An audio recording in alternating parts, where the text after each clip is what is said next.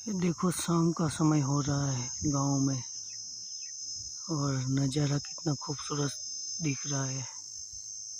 और ये इधर चेंचे की आवाज़ चालू है।